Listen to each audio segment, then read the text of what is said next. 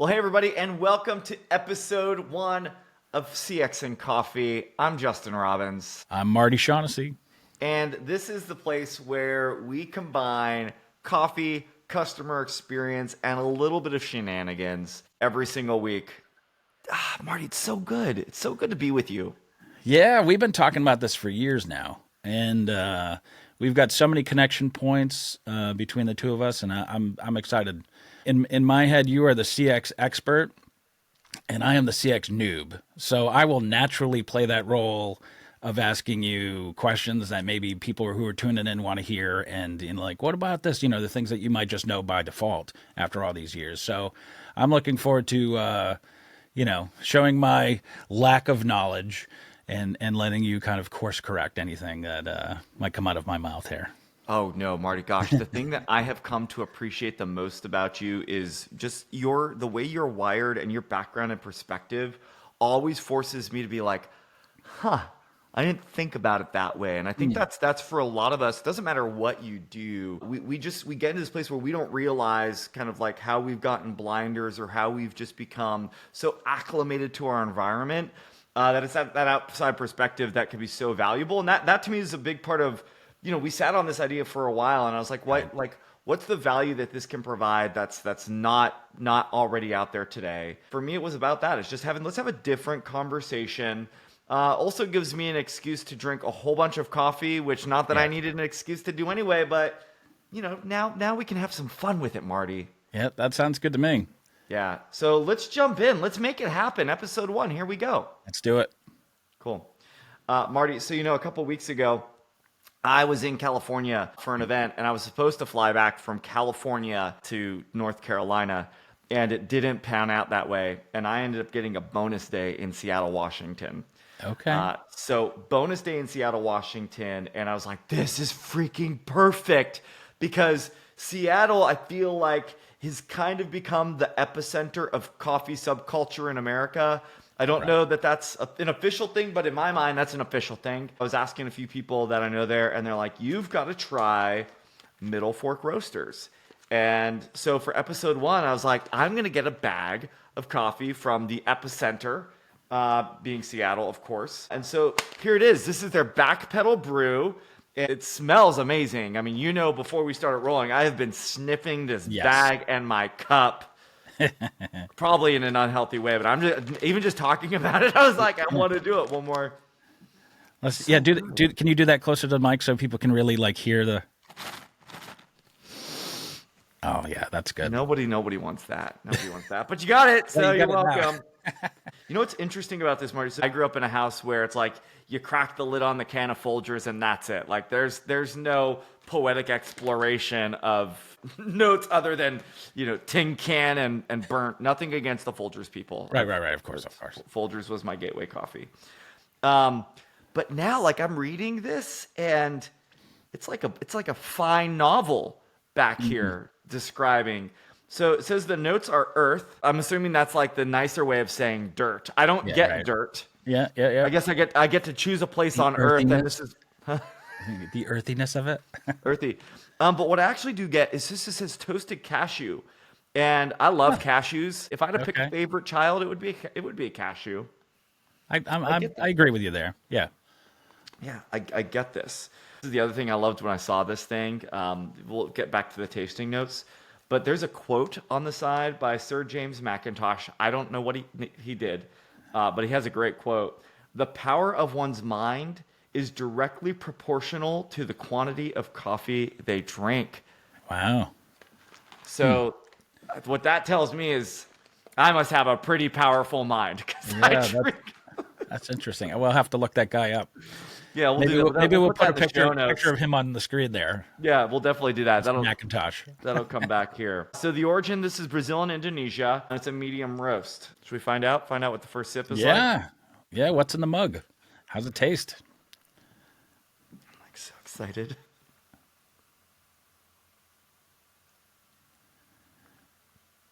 For those of you not watching, Justin is taking a hefty sip, swishing it around his mouth, and let's see what he thinks. That's a good freaking cup of coffee. Middle Fork Roasters, you get a thumbs up from me. Goodness. Great job. Funny side note, my dad drinks Postum or like did drink Postum. I don't know a lot about it, but I think it's like chicory or something. I will have to get you a nice bag of Postum to try Yeah, sometime. we're gonna find the Postum people, and that's the you know what, here's the other thing. I don't know where you're watching from, but if you've got a local coffee shop that you love, let me know. I will happily support your local coffee shop and get a bag. Marty knows this is kind of one of my travel souvenirs, and y'all are gonna figure out where I've traveled recently by the bags of coffee I'll be drinking. If you've got a favorite, let us know. Would love to give them some love, and would love to try your cup of coffee. Or if you're not a coffee person, we'll do tea. Marty, this mug can accommodate a lot of beverages, and I'm Okay. sure it will over our time together. All right, Marty. So I know we promised everybody we're going to tackle the CX topics. What are you thinking about? What's the one we want to go after? Well, I know you've been traveling and doing all these conferences, so it's probably about the state of the conference now. I mean, I think you've had some interactions with some people that have given you some insight, so I'm excited to hear it. Yeah. Yeah, I got some people fired up a few weeks ago because I decided to write a post about why conferences aren't doing their job. Here's the thing, and this is something I felt a little bit, but more was getting like people in my ear. And it wasn't just conference attendees, it was solution providers who are sponsoring these things. And I'm hearing it on both sides. From people who are trying to sponsor, they're like, I just don't feel like the quality of attendee is what it was, or they're actually trying to understand our solution. From an attendee standpoint, they're saying, "Hey, I'm here to learn, or I'm here to get connected with people." And I feel like it's subpar in the educational. Like there's all of these, I'd say, conflicting objectives, and that for me, Marty, has been a big part of recently why I've even ramped up the events that I've gone to, just because I'm Yeah. trying to figure out where is it actually falling short, what's working and what's not. And so it's just been interesting, from that aspect, to see what's going on there. Have expectations changed? They have, and Yeah. this was interesting. So recently, I did three events in 1 week, which do not recommend. Not because the events weren't amazing. I think I'm still catching up on sleep Right. from just because it's awesome. It's an exhausting experience. I heard two things that would tell me that expectations have changed. One is I think some of the intent of why people are coming to events. So people want to be at events, but people want to be at events because they are craving connection and this sense of community, I think more than Yeah. before. And some of it is because more people are outside of the office, than they were in the past. And I think a lot of people, like, there is some sense of not just identity but desire connection to the workplace. Yeah. And if we're not going in the office to find that, events are one of those places. The other thing is there's so much change happening Right. that people are going really trying to understand how do they navigate change, and that can take a lot of things. Of course, AI is a hot topic right now, but so is people development in ways that are just exciting to see. So that to me is it's connection and it's navigating change tend to be the two underlying pieces of that. But I think the other interesting challenge, Marty, that I'm seeing right now is the education and the meaning, and like substance piece. That to me is actually the real gap right now, because you've got solution providers who want to be positioned as experts. They want to be positioned Right. as authorities, and sadly, many of them just aren't. They really understand their technology, but so many have never actually been in the shoes of the people they're trying to serve. And Yeah. so to authentically connect with them can be difficult. And I see a lot of organizations just not do it well. And people don't want the pitch. They don't want to come feeling like they're just getting sold to. They want to understand, how are people thinking about the challenges? I'd love to see more organizations that are sponsoring these, like, do customer stories and have customer conversations in a real and meaningful way. Like Yeah. this past week, two of the events I went to, I saw really good dialogue between a solution provider and one of their customers, because they're just having a real conversation. It wasn't about the product. It wasn't about that. So that to me, I think, more of that. There's a general distrust with the content that's coming directly from solution providers. So I think that's just an obstacle that's got to be overcome. But I think the third thing for people that are leading customer experience, and if I was an organizer, you've got to find ways to create more meaningful connection between people. Yeah. The happy hour doesn't cut it. Just doing breakfast roundtables, like you can't expect it to self facilitate. It's Well, and I know as somebody who's kind of an introvert, like the conference scenario is perfect for people who are like, oh, let me go meet a bunch of new friends, or let me walk up to somebody and just start talking about the struggles of in my office or something like that. That's not me. Like I don't necessarily want to be like pushed into or like handheld into a situation, but I do know that who can ever crack for the introverts where it's a little bit more easy to kind of get to know people, or the icebreaker. I mean, icebreakers are just sometimes they feel so cheesy, but they do work. You know what I mean? Or at least I've seen some that have worked really well. Like for that group of people who might be coming, they want to learn, they want to engage, they want to meet people, and I know that I've met people just by sitting there and then like starting up a conversation, and I loved it. yeah. But it's like trying to get somebody with a personality like mine to like how do you ease into it, and you walk away with like, oh, I got to have all these engaging conversations, and it didn't make me feel awkward, I guess. Well, I think Mark, that's the thing, is recognizing that for most people that is an obstacle. And to me, what's one of the fastest ways to solve this problem is we have more people who would be peers of the attendees sharing their experiences. And Right. like that's I can imagine that if I said to you, "Hey, Marty, you just need to go give a talk at one of these conferences," right? Not that you don't have incredible. In fact, you do have amazing, incredible things to share that people can learn from, or that you might be wrestling with that you want to navigate through. Yeah. But people won't just naturally submit to be a presenter in the front of the room. And I think part of what organizers might want to look at is how do we create more environments where all of the Martys that are attending can have safe, facilitated places to share, to connect, to learn with each other, where Yeah. I believe it's going to be less about one speaker in front of the room and more one facilitator who's able to curate conversation and a session from what people are there looking to learn, looking to share. Right. It's almost the unconference format I can see in a lot of ways. I think has a lot of potential for me to be able to say, look, it's not about Justin in the front of the room. It's about, we've got a bunch of Martys in the room who this is what they come from. This is what they've experienced. This is what they're wrestling Yep. with. And how do we enable them to learn from each other? Like for years, Marty, I've said that, if you lean into a conference, you'll get way more from the people you connect with than you will from the presenters you hear from. Yeah. I think the first time that I traveled with you when we were doing the CX stuff, my background is in marketing. I'm a designer. I'd gone to a developer conference. You would be in a session and somebody would ask a question. Everybody was too cool or just didn't even really engage. And the first time I sat in, it was at one of the ICMI events. And I sat in and somebody started saying like, all right, so what are you guys dealing with? All these hands went up. People started, it was like, all right, talk to the person next to you. And people were so engaged. I was like, this is incredible, just because they're there to learn. And now somebody's finally listening and saying like, I hear you. All right, how do we make this better? And so I know in that environment, there's like people are eager and hungry. So I think to your point, it's like, how do you make that happen a little bit easier, right? How do you make it where, it's got to be, they want to come every year. They're going home with a lot more than they came with, Yeah, that's it. And it is a tension, because you have to recognize that for a lot of people, these types of events, it is around education. It is around networking.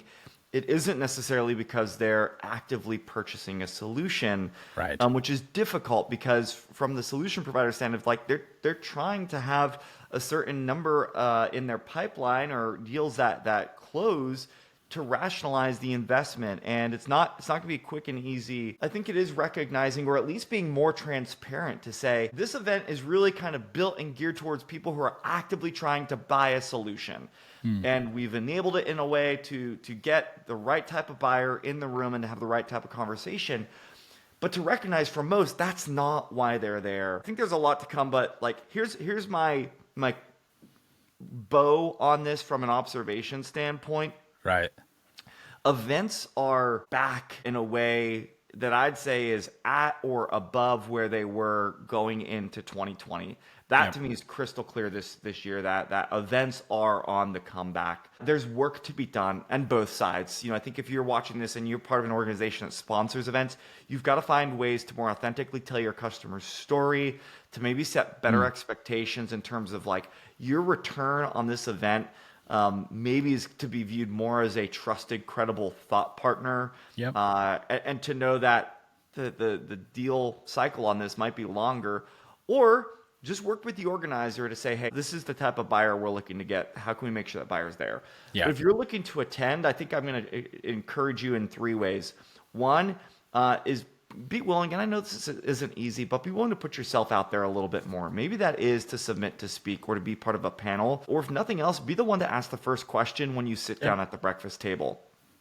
Being open and willing to kind of have other connection points. I've seen more and more events do things that are around just unique connection points outside of what we do professionally, but finding ways to have kind of personal connection. Yep. I think that's an important one. And the third is to don't feel like you have to travel to have these experiences. I think for a lot of us, whether it's in your hometown or even within a few hours, I'm definitely seeing an uptick of these regional and kind of local level events that are also creating meaningful opportunities for people. So, I'd say look for those as well. All right, Marty, before we go, I'll be honest, what I really wanted to ask you about was chili. You're an incredible cook. People that, like Marty is just, he's awesome. It's not just barbecue. Like the dude knows how to throw down in the kitchen.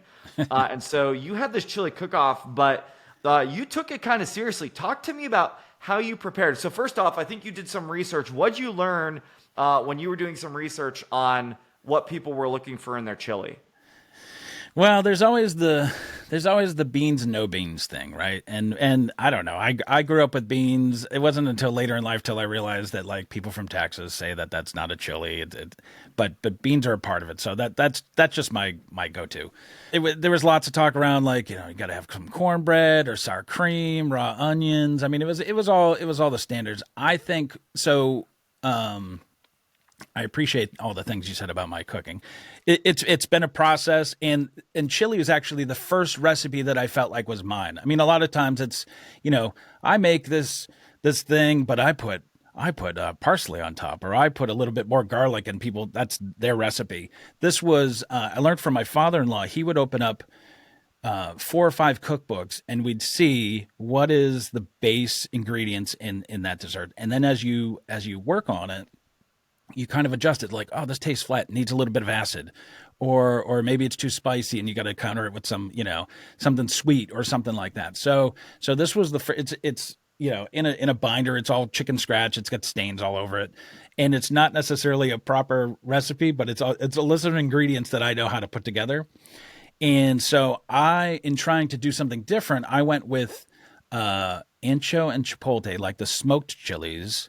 And then because it felt in the same family, I do a dash of cinnamon. So that's usually what makes the chili that I make stand out a little bit. People are like, what is that? It's a little bit different. So it's going back to the earthiness, those smoked chilies and the cinnamon, that's kind of where I land. I use some masa to kind of as a thickener because people love cornbread. I'm giving away all these secrets, but you think about it. It's like people like dipping their cornbread in there. So instead of like a roux flour or something like that, I do a little masa, a little cornmeal.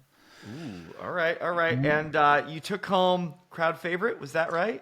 Yes, I got the popular vote. The popular vote of the chili. There were 98 entries, and so I won. And there was only 7. It was at a local like bowling alley, something my father-in-law had put together. So as the best chili cook-off should be. I think. Yeah. There was a full range. I mean, they were all good, almost all of them. Okay. What? So obviously yours, was the best. Did you get to try all the other chilies? I did. Okay. Yep. And somebody tried to sneak in a chicken chili in there, and that's a whole. I mean, I'd say in the comments, let me know if you think a chicken chili is a proper chili.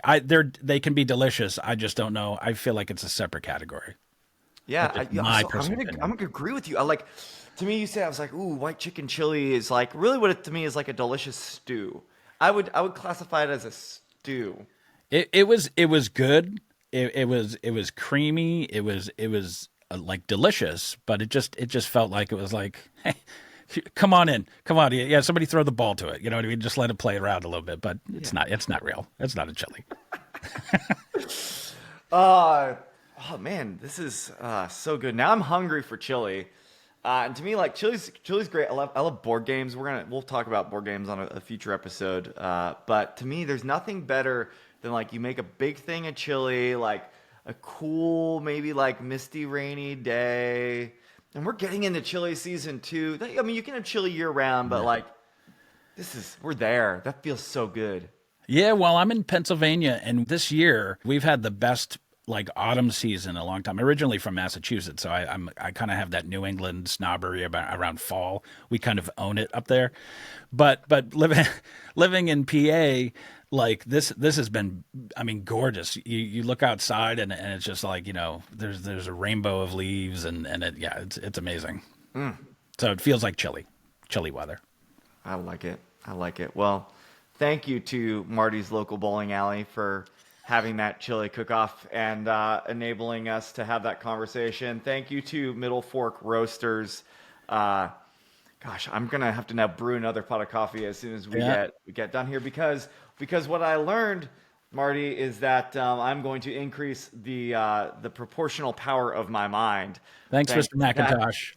cup of coffee. And look, lots to happen on the conference front, but I know from the conversations I'm having, Marty, that good things are ahead. I think that's an encouragement to all of us, and I'm excited to see what happens next. But until then, I'm Justin. I'm Marty. It's been CX and Coffee. So good chatting with y'all. And what do you say we do this again in a week, Marty? Yeah, we'll see you next week. Oh, see you next week. I wish you all could smell this. That's it. See y'all soon.